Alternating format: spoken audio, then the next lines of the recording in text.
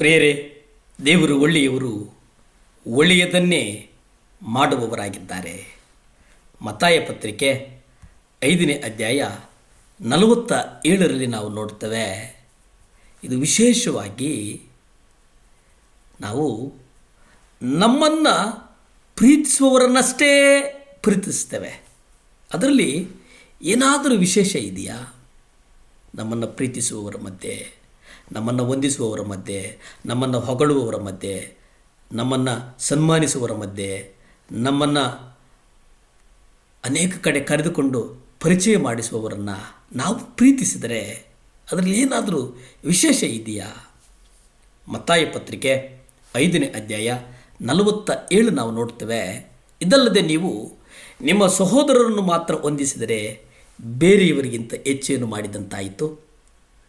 ಸುಂಕದವರು ಸಹ ಹಾಗೆ ಮಾಡುತ್ತಾರಲ್ಲವೇ?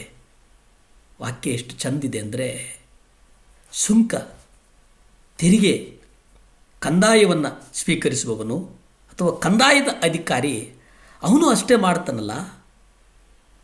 ನಾವು ಸಹೋದರರನ್ನು ಮಾತ್ರ ವಂದಿಸ್ತೇವೆ, ನಮಸ್ಕಾರ ಹೇಳ್ತೇವೆ, ಸ್ಪಂದಿಸ್ತೇವೆ. ಆದರೆ ನಿಮಗೂ ಮತ್ತು ಆ ಸುಂಕದವನಿಗೆ ಏನಾದರೂ ವ್ಯತ್ಯಾಸ ಇದೆಯಾ? ಆದರೆ ಕರ್ತನು ಹೇಳುವಂಥದ್ದು ಏನಪ್ಪ ಅಂದರೆ, ನೀವು ಪವಿತ್ರಾತ್ಮ ಬಲವನ್ನು ಹೊಂದಿಕೊಂಡು ಆ ಪವಿತ್ರಾತ್ಮನ ಗುಣದಲ್ಲಿ ನಡೆಯುವಂಥದ್ದು ಬಹಳ ಮುಖ್ಯ. ನಾವು ನಮ್ಮನ್ನು ಪ್ರೀತಿಸುವವರನ್ನಷ್ಟೇ ಪ್ರೀತಿಸಿದರೆ ಅಲ್ಲಿ ಏನೂ ವಿಶೇಷ ಇಲ್ಲ. ಆದರೆ ನೀವು ಕೊಲೆಗಾರರನ್ನು, ಕೆಟ್ಟ ಪಾಪಿಗಳು, ಸುಳ್ಳ ಧರ್ಮಗಳನ್ನು ಅನುಸರಿಸುವವರು ಹಾಗೂ ಇತರ ಗುಂಪುಗಳ ಜನರು ಸಹ ಅದನ್ನೇ ಮಾಡ್ತಾರೆ. ಆದ್ದರಿಂದ ನೀವು ನಿಮ್ಮ ಸ್ನೇಹಿತರು ಅಥವಾ ನಿಮ್ಮ ಸಹೋದರರಿಗೆ ಮಾತ್ರ ಶುಭ ಹಾರೈಸಿದರೆ ನೀವು ಅನ್ಯ ಜನರಿಗಿಂತ ವಿಶೇಷ ಅಲ್ಲವೇ ಅಲ್ಲ. ಹಾಗಾದರೆ ಏನು ಮಾಡಬೇಕು? ನೀವು ಯಾವಾಗಲಾದರೂ ನಿಮಗೆ ಶುಭ ಹಾರೈಸಿದವರ ಬಳಿಗೆ ಹೋಗಿ ಅವರಿಗೆ ಶುಭ ಹಾರೈಸಿದ್ದೀರಾ? ಯಾರು ನಿಮಗೆ ಶುಭ ಹಾರೈಸಿದವರ ಬಳಿಗೆ? ಇಲ್ಲ, ನಾನು ಅನೇಕ ಬಾರಿ ಅದನ್ನು ಮಾಡಿದ್ದೇನೆ. ನೀವು ಹೋಗಿ ಅದನ್ನು ಮಾಡಿ.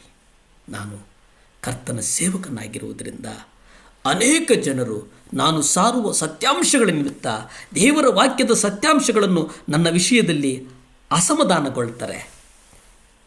ಆ ಅಸಮಾಧಾನಕ್ಕೆ ಒಳಗಂಟ ಸಂದರ್ಭದಲ್ಲಿ ಅಂಥವರು ಸಿಕ್ಕಿದಾಗ ನಾನು ಅವರನ್ನು ವಂದಿಸ್ತೇನೆ, ಅವರನ್ನು ನೆನಪು ಮಾಡಿಕೊಳ್ತೇನೆ.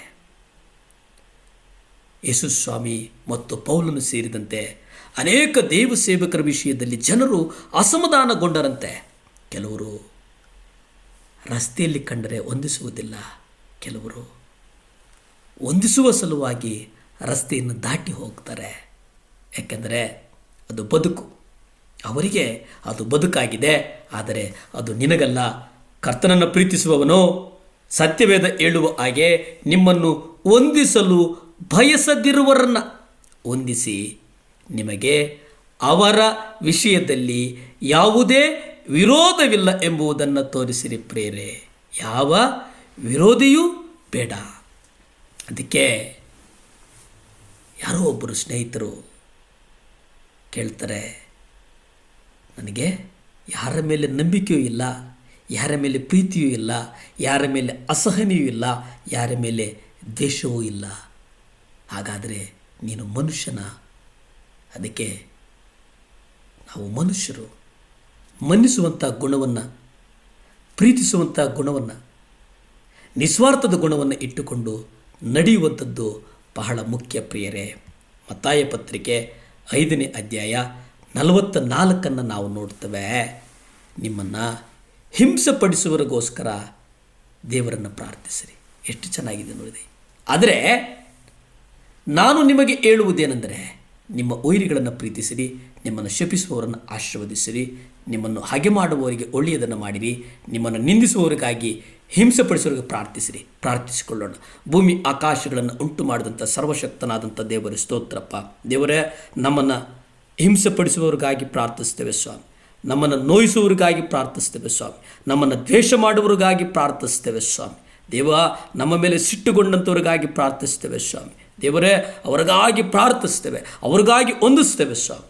ಆ ಗುಣವನ್ನು ಕೊಡು ಸ್ವಾಮಿ. 7 ಲ್ಯಾಂಪ್ ಚಾನಲನ್ನು ಆಶೀರ್ವದಿಸಯ್ಯ. ಜಗತ್ತಿನ ಮೂಲೆ ಮೂಲೆಗೂ ನಡೆಸು ಸ್ವಾಮಿ. ಯೇಸುವಿನ ನಾಮದಲ್ಲಿ ಬೇಡ್ತೇನೆ ಪರಮ ತಂದೆಯೇ. Amen, amen. ಹಲ್ಲೆಲೂಯಾ.